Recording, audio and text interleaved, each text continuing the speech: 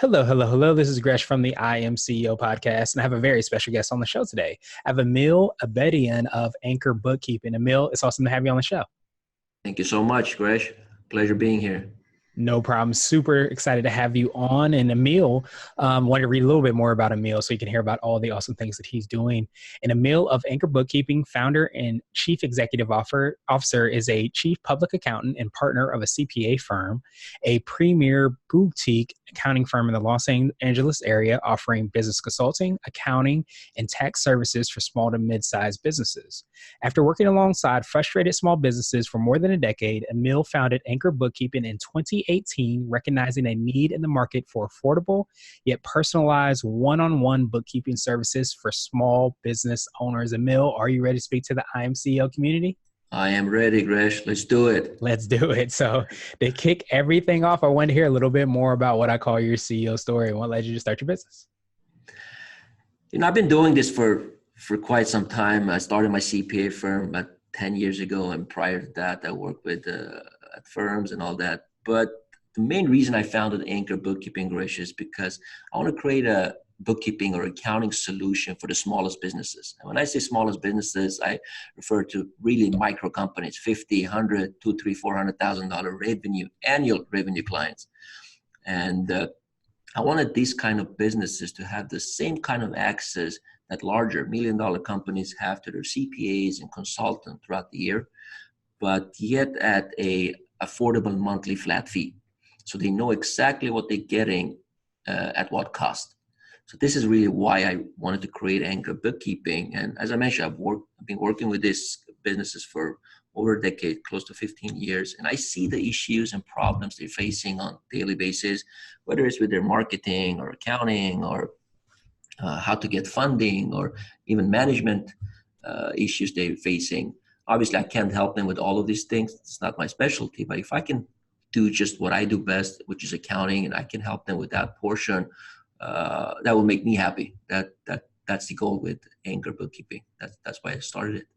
Nice. And I'm sure that definitely also makes them happy as well, because I think that there's so many different things that you have to juggle whenever you're starting a business, that if you can take even just one of those balls and put it into an expert's hands and be able to make sure that you don't have to worry about that, it helps out tremendously as far as like being able to focus on those other things. That's the idea. Exactly. Yeah, and that makes perfect sense. And I appreciate the fact, too, because you have that mastery of your specific industry. And you've been working in it, as you said, for like 15 years. So to be able to kind of see what the strengths and weaknesses or opportunities are within that industry, because you've been in there, you've been working with these, entrepreneurs and business owners. So I always have said that it seems like the ability to take what is maybe an expensive service and be able to make it commonplace or affordable for everybody is really where a lot of opportunities lie. So it's kind of great to hear you doing that with Anchor. Appreciate it. Yeah. So I wanted to drill down a little bit deeper. Could you tell us a little bit more about Anchor? Tell us, if somebody wants to get started, how exactly they should do that. Yeah. So as I mentioned, it's straightforward. We provide bookkeeping services mainly, strictly, really. And we're not a software company where the business owner have to subscribe to it to do their own bookkeeping. We want to simplify the bookkeeping process for the smallest business owners, and by utilizing the technology. We're utilizing technology to do that for our business owners. And as I mentioned, we're a bookkeeping company. We provide each business that we work with their own dedicated bookkeeper, our in-house Glendale, California-based bookkeepers who does their bookkeeping, prepare the financial statements ongoing basis, on monthly basis, and just upload those financial statements back to the client's portal on our website so they have access to it any given time, whenever they need it, if they needed to sit down to talk to their CPA for tax planning purpose, or just if the bank requires it. So they have access to it any given time, basically. And not only that, we provide them with the financials and the bookkeeping. Their dedicated bookkeeper is available at any given time for them, just through a chat, text, email, or just a phone call away. So they just pick up the phone and call their dedicated bookkeeper. Bookkeeper has done their bookkeeping. They know exactly what they've gone through. It's not just a customer service person just picking up the phone that you have to explain the entire process. So you work very closely with your own bookkeeper throughout the year, and as long as you're with Anchor Bookkeeping.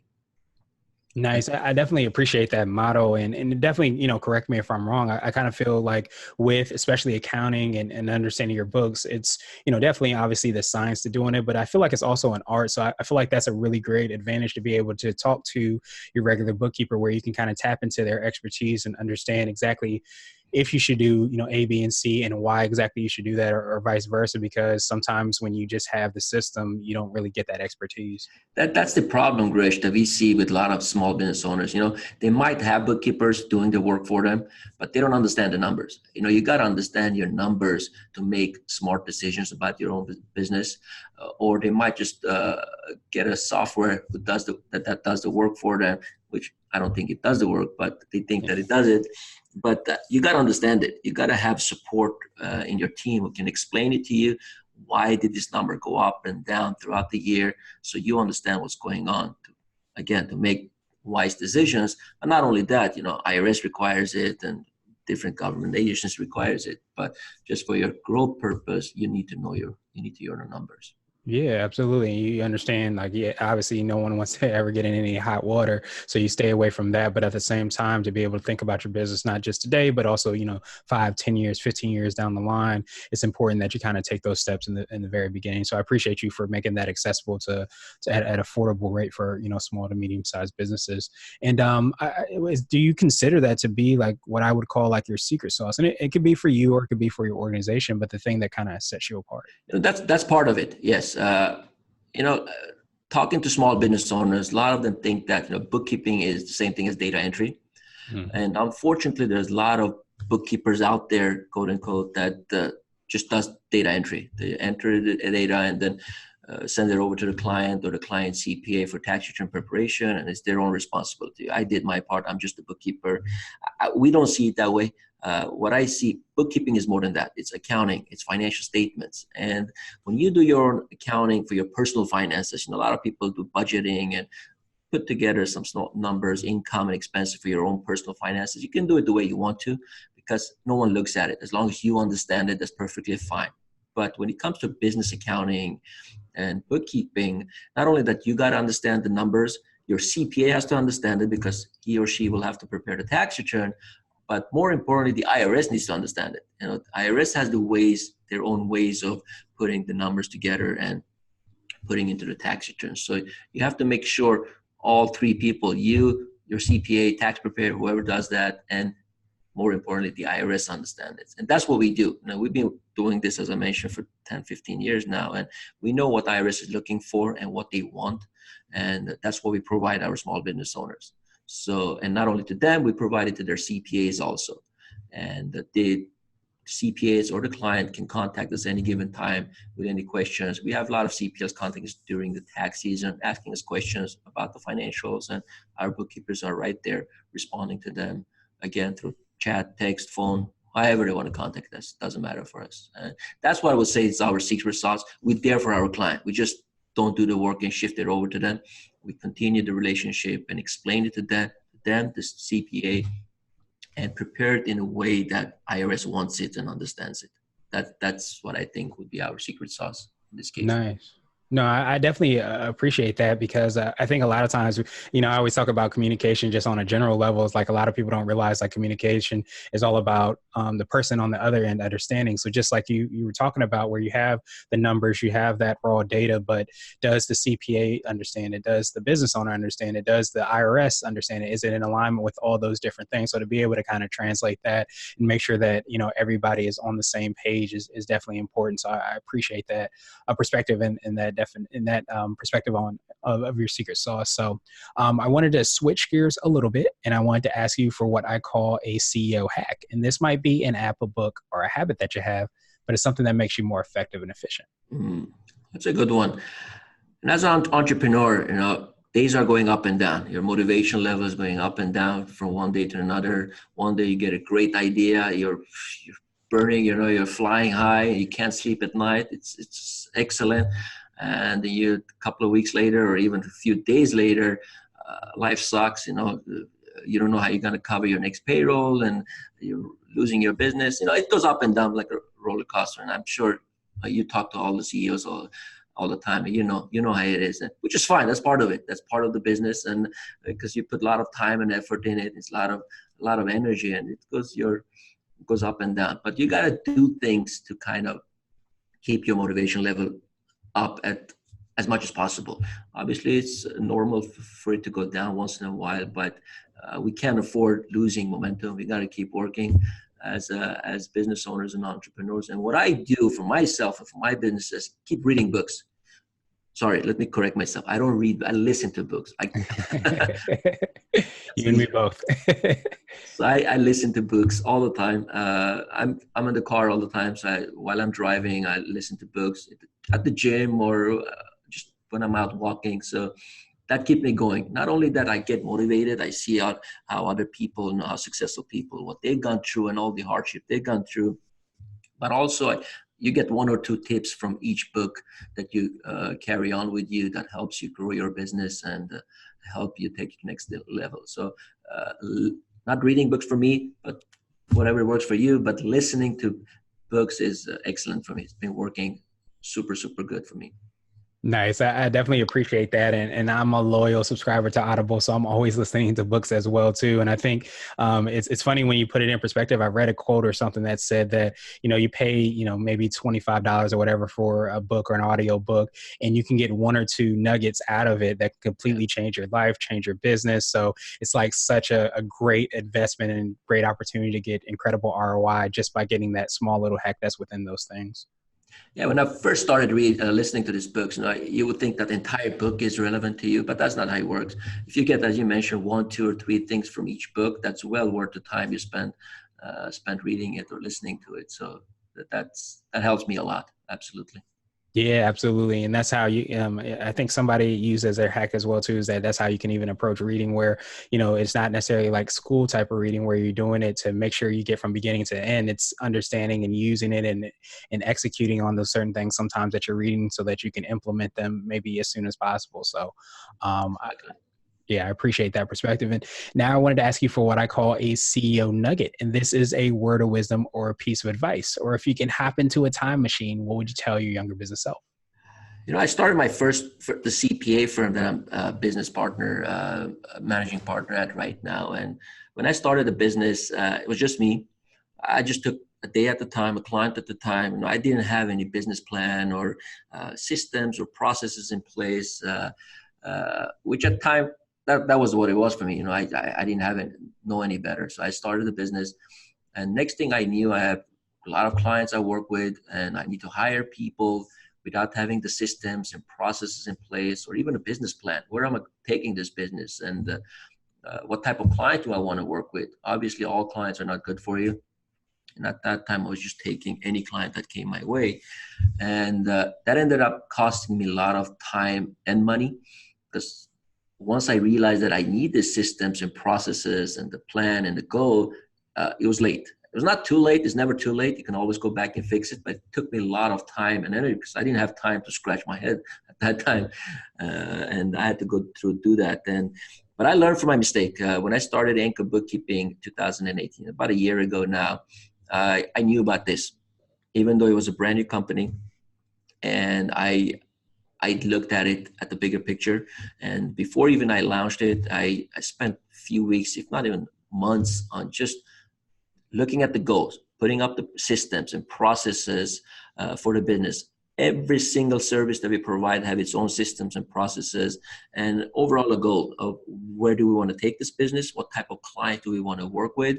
Because obviously, as I mentioned, we work with really small businesses. If a client comes to us with $3, $4, $5 million revenue, Anchor Bookkeeping is not a good fit for them. Mm-hmm. But if this was 10, 15 years ago, I would say, wow, $5 million client, that's perfect. That's what we want. But that's not it. That this solution is not a good fit for them. So the biggest advice I give to entrepreneurs, and really anyone, it doesn't need to be for a business. Anything you do it right from the beginning, and look at the big picture. Look at the way you will scale it down the line. So if you want to scale the business, you will be able to do it. It's all up to you, and you will get there sooner or later. So you would rather do it right from the beginning than digging into it and go back and try to fix it later on. That will save you a lot of time and money down the line. That's my That's my biggest advice I can give to anyone starting a business or in life in general. Nice. I definitely appreciate that nugget, because a lot of times, you kind of don't put as much emphasis or understand how important it is putting processes and systems in until you start getting further along. And then you want to put those things in place. But, being able to tap into, your expertise as well, too, as far as like how to do that is definitely huge, because you understand that this is how you would want to build like your like Anchor bookkeeping now. So you understand from that experience exactly how you want to do that. So it's important to kind of tap into those words of wisdom and that expertise. Exactly. Nice. And now I wanted to ask you my absolute favorite question, which is the definition of what it means to be a CEO. And we're hoping to have different quote unquote CEOs on this show. So Emil, what does being a CEO mean to you? As a CEO, you have a lot of responsibilities, duties, obviously. You got to make sure a lot of things are taken care of the business. But in my opinion, especially in the service-based industry, the biggest thing a CEO has to do is have the guts to put your people, your team, your employees, your staff, whatever you could call them, first. Before yourself, obviously, that's given, but also before your clients and customers. I didn't do that when I started my first business. I was thinking that my clients are paying the bills, but that's wrong. Your employees are paying your bills. Without the good staff, without the good motivation and engaged employees, you don't have a team. You have individuals working for you, but that's not a team. That's not a business, according to me. So you got to have the guts to put your people first, motivate them, engage them, and get them involved in your business to get them where you want them, because that will reflect on the quality of the work and will reflect over to the clients also. So if you have a good team, motivated team that really are on the same page that you are, your clients will feel it, your clients will see it, they will be much happier also. So you have happy employees, happy clients, happy business, you're happy also. So that's my biggest thing. Your team is number one, absolutely. There you go. Yeah, it's like a business perspective of what they say, happy wife, happy life. So it's kind of like the same thing where you take care of your employees and then everything else kind of comes into place. And it makes sense because, if they're interacting with, the clients, then all of a sudden you start to have, a better experience. They're getting a better product and they're having better service. And then it starts to just manifest itself, from there. Absolutely. I totally believe in that.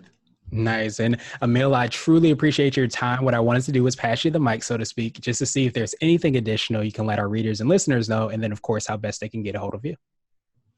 And as I mentioned in the beginning, Gresh, is, you got to do things right. And in my field, in accounting and bookkeeping, number one thing, get the numbers. Number two is to understand the numbers. Make sure you talk to your accountant, your bookkeeper, your CPA, whoever does the work for you. It doesn't matter, that they explain it to you, that you understand what's going on, because that's one of the reasons why a lot of businesses fail within the first few years, is because they don't understand the numbers. Make sure you understand the numbers to be able to take the business to where you want to take it. And obviously, the way you can reach me is email, Emil@anchorbookkeeping.com. Pick up the phone, call me. However you want it. I'm here to answer any questions our small business community wants to ask. Nice. Well, I definitely appreciate that. And we'll have your link to your website as well as your email and phone number and information in the show notes as well. But Emil, truly appreciate your time. Appreciate even more what you're doing to help out, those smaller to medium-sized businesses, those micro businesses. And, I appreciate your time again. I hope you have a great rest of the day. My pleasure, Greg. Thank you so much for having me.